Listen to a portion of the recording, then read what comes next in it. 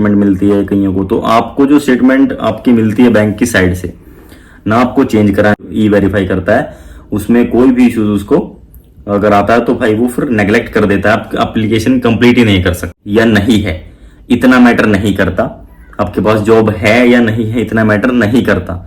सो भाई ऐसी कंट्री आपको वीजा दे रही जिसमें आपसे वो यही नहीं पूछ रही कि आपका बिजनेस क्या है, वो यही नहीं पूछ रही कि आप कहाँ पे जॉब करते हैं, जाता है तो हम उसको कंसिडर भी नहीं करते कि भाई हम अपनी मेल पे लें उसको, क्योंकि आपको सारी चीजें पता होती हैं आप process. Hello friends, welcome back to the channel. मैं रोबिन दीवान आपका स्वागत करता हूं। और भाई इस वीडियो में हम बात कर रहे हैं एक अप्रूव्ड जॉर्जिया के वीजा के बारे में।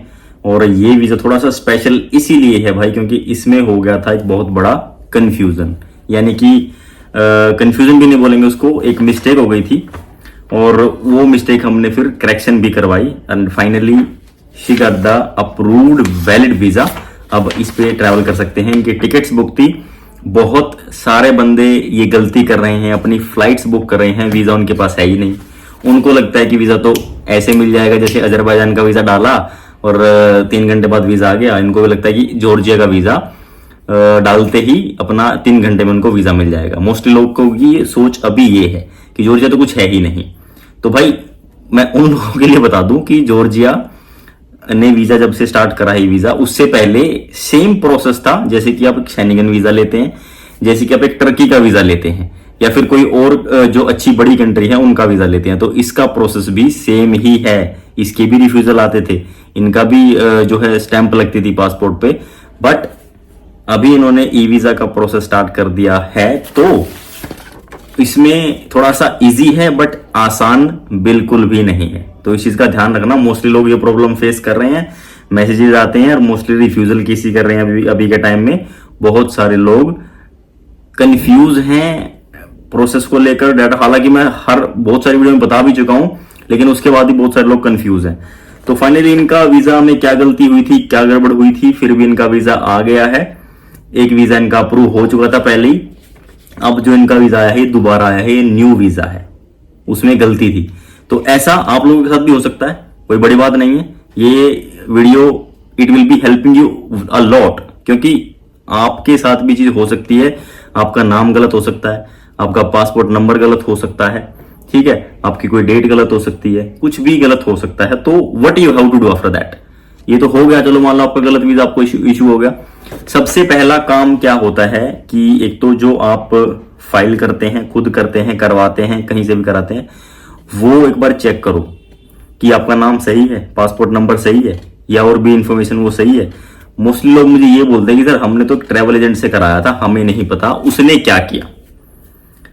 अब दूसरी चीज, हमारे पास जो भी आता है उसको सब पता रहता है कि हमने क्या किया, या भाई जो भी हमसे फाइलिंग कराता है उसको सब पता रहता है कि हमने क्या किया, ये उनको पता रहता है। हालांकि 90% लोग ऐसे आते हैं इनको कुछ पता ही नहीं होता।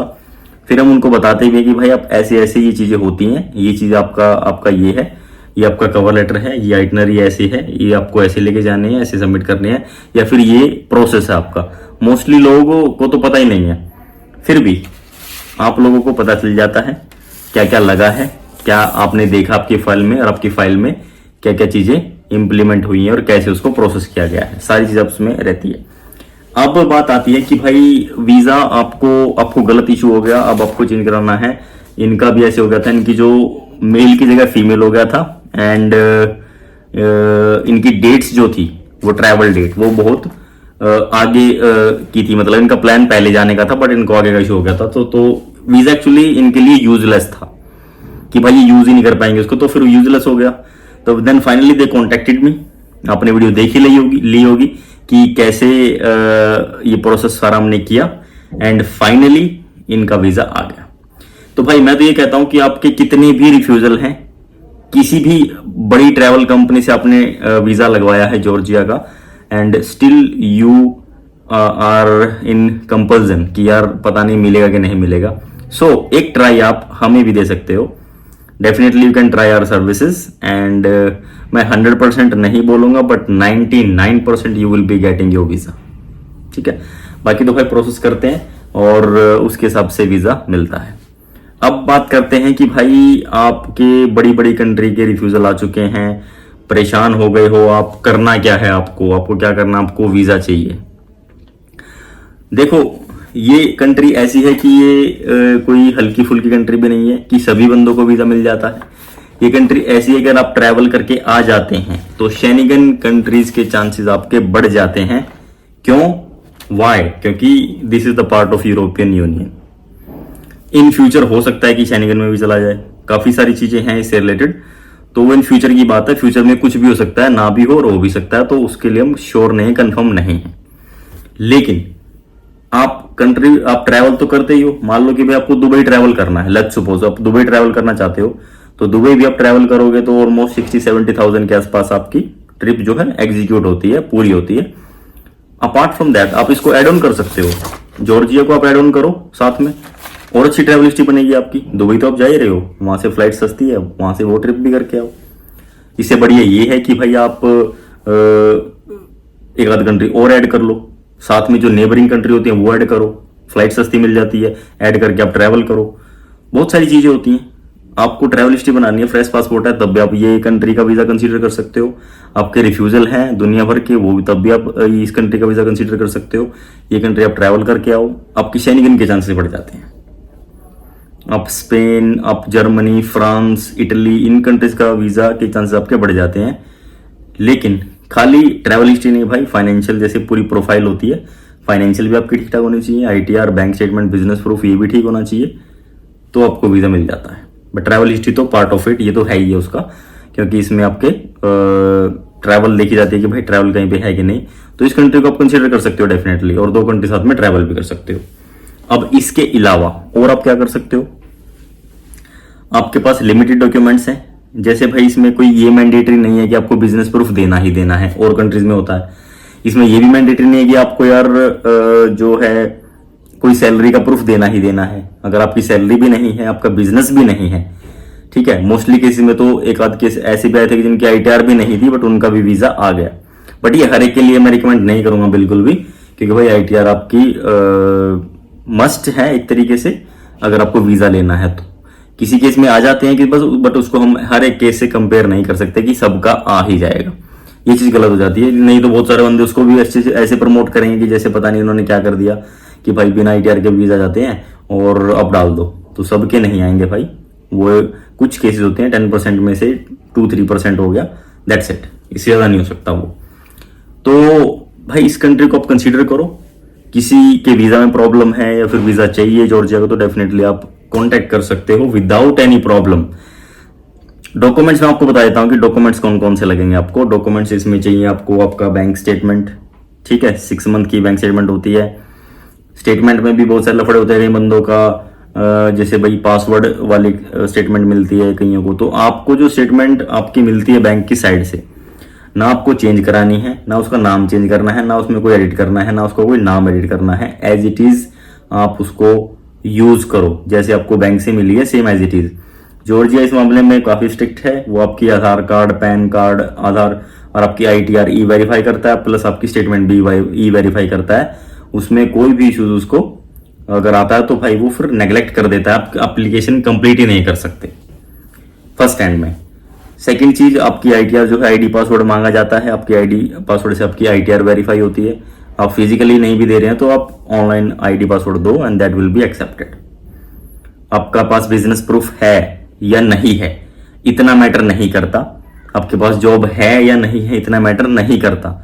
सो देखो ये ऐसे भी ऑप्शन है आपके पास भाई। ऐसी कंट्री आपको वीजा दे रही जिसमें आपसे वो यही नहीं पूछ रही कि आपका बिजनेस क्या है, वो यही नहीं पूछ रही कि आप कहां पे जॉब करते हैं, लेकिन फिर भी आपको वीजा मिल रहा है, प्रॉपर वीजा मिल रहा है, जेन्युइन वीजा मिल रहा है विदाउट एनी प्रॉब्लम।